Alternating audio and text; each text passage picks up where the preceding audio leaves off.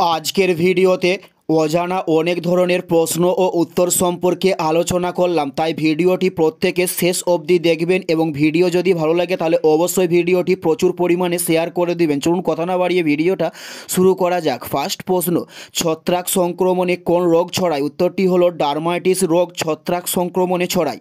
উত্তরটি হলো ডার্মাইটিস রোগ ছত্রাক সংক্রমণে ছড়ায়। নেক্সট প্রশ্ন, কোন ধাতু সবচেয়ে ভারী? উত্তরটি হলো অসিয়াম ধাতু সবচেয়ে ভারী হয়।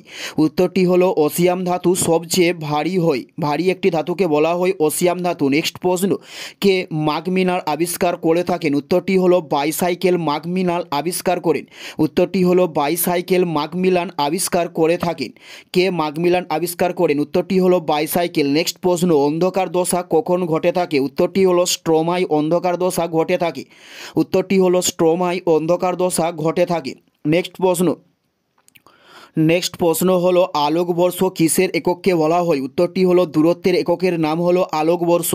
উত্তরটি হলো দূরত্বের এককের নাম হলো আলোকবর্ষ। নেক্সট প্রশ্ন হলো পরীক্ষাগারে প্রথম জৈব যৌগকে কি বলা হয়? উত্তরটি হলো ইউরিয়া বলা হয় পরীক্ষাগারে প্রথম জৈব যৌগকে। উত্তরটি হলো ইউরিয়া বলা হয় পরীক্ষাগারে প্রথম জৈব যৌগকে। নেক্সট প্রশ্ন, সর্বাপেক্ষা কম সালোক সংশ্লেষ হয় কখন? উত্তরটি হলো সবুজ আলোয় সর্বাপেক্ষা কম সালোক সংশ্লেষ হয়ে থাকে। উত্তরটি হলো সবুজ আলোয়। নেক্সট প্রশ্ন, গ্লিসারল কোন প্রকারের অ্যালকোহল? উত্তরটি হলো পলিহাইড্রিক অ্যালকোহলের নাম হলো গ্লিসারল। উত্তরটি হলো পলিহাইড্রিক অ্যালকোহলের নাম হলো গ্লিসারল। গ্লিসারল কোন প্রকারের অ্যালকোহল? উত্তরটি হলো পলিহাইড্রিক। নেক্সট প্রশ্ন, ব্যাকটেরিয়া শব্দটি প্রথম ব্যবহার করেন কে? উত্তরটি হলো ইরেনবার্গ ব্যাকটেরিয়া শব্দটি প্রথম ব্যবহার করে থাকেন। উত্তরটি হলো ইরেনবার্গ। নেক্সট প্রশ্ন, গতিশক্তি সর্বদা কেমন ধরনের হয়ে থাকে? উত্তরটি হলো ধনাত্মক হয়ে থাকে গতিশক্তি সর্বদা।